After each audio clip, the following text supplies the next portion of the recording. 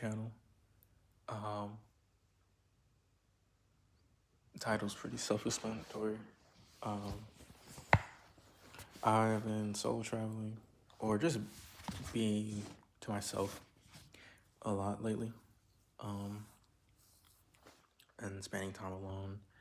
Uh, and I'm very like self. I'm very like self-reflective. I like this, and this is something that I've developed. This is the type of person I've developed into over the course of the past like year or so. Um,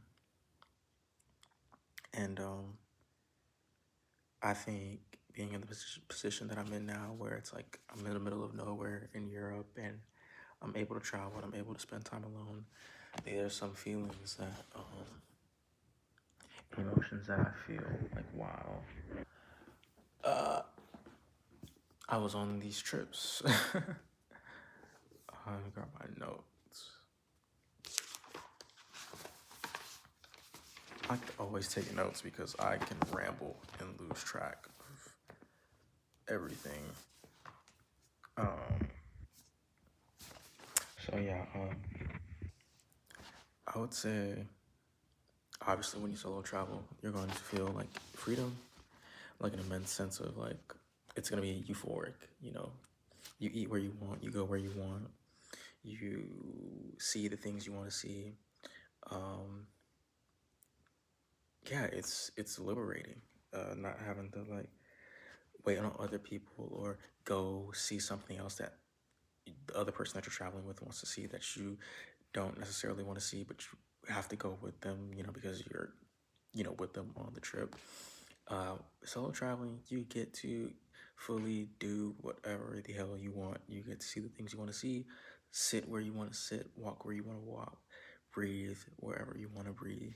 And that's one thing I can say I love about just going places alone.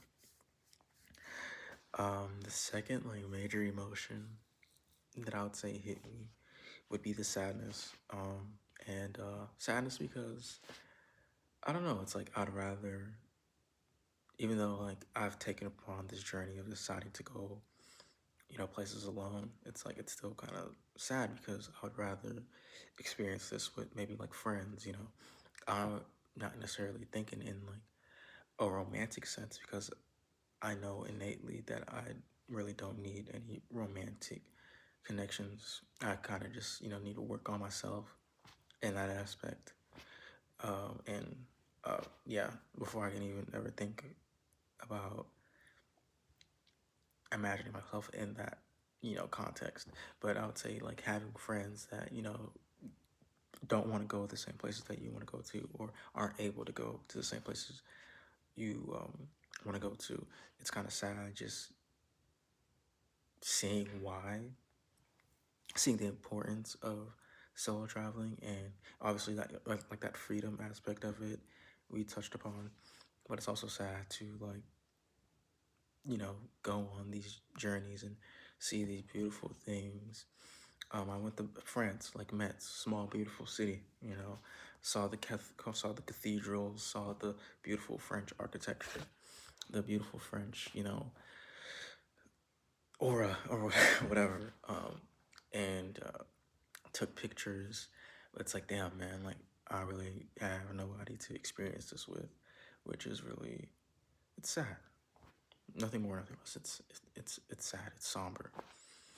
Um, the third major emotion that I felt while uh, embarking on my solo journey was the loneliness. Um, Especially when the sun starts to set a little bit. You're just walking around the city and taking in the atmosphere, and you see couples walking hand in hand, or you see families together. It kind of makes you feel this loneliness, and loneliness has been something that has kind of followed me.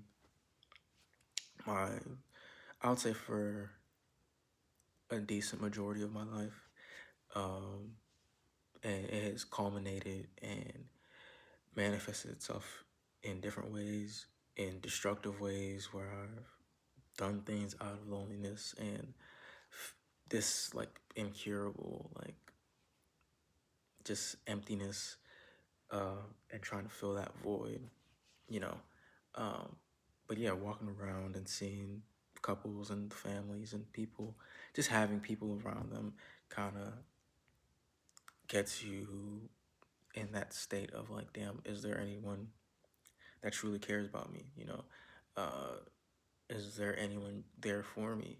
Am I meant to just be lonely or end alone in this stage or phase of life? Um, and that's kind of just what I was going through mentally. And it seems like throughout the whole course of these trips and these adventures, it's like you feel all these different emotions in one, and you can feel everything within the span of a damn fucking hour. It's crazy. You go from the euphoric, the happiness, the freedom, the just, oh my God, I'm here, I'm alone, I can do whatever I want, to just, damn, you see someone, strolling by with their partner hand in hand. It's just like, oh my God, like, am I even capable of that? Especially in my context. I'm not sure if I really want to even share too much about my own personal relationship chaos or the fucked up things I've done.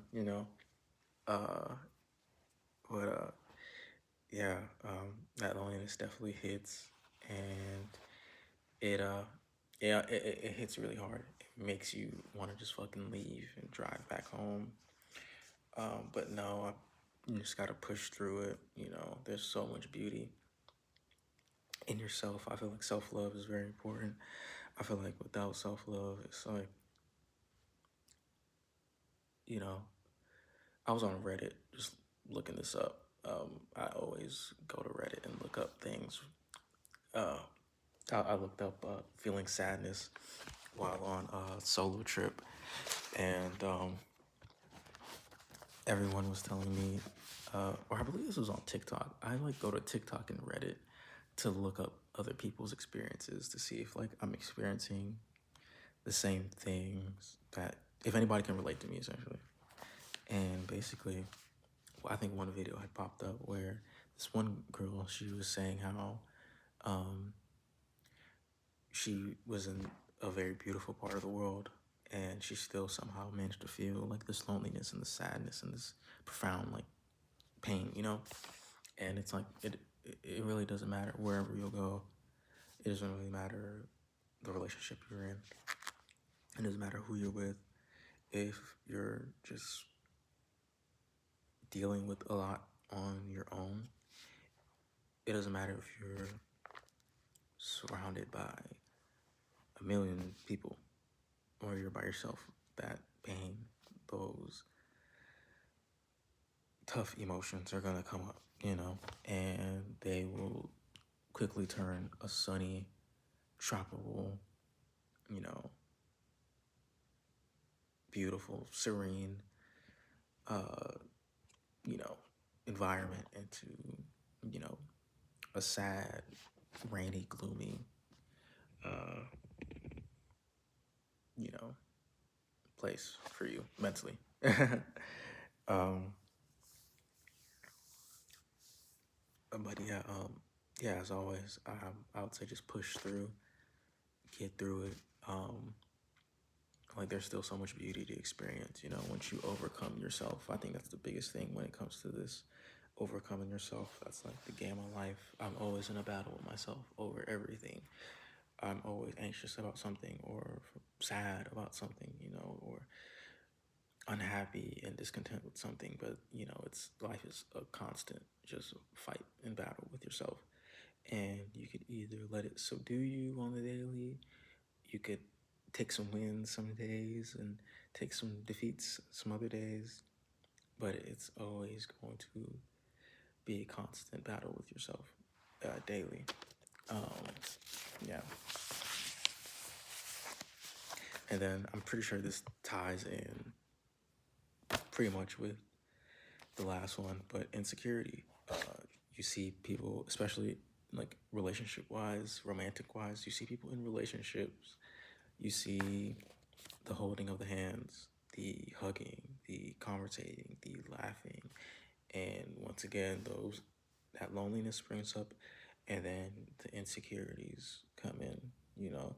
And in my case, um, I, as someone that has always had insecurities ever since a child, like whether it be with like academic wise, I wasn't the smartest kid.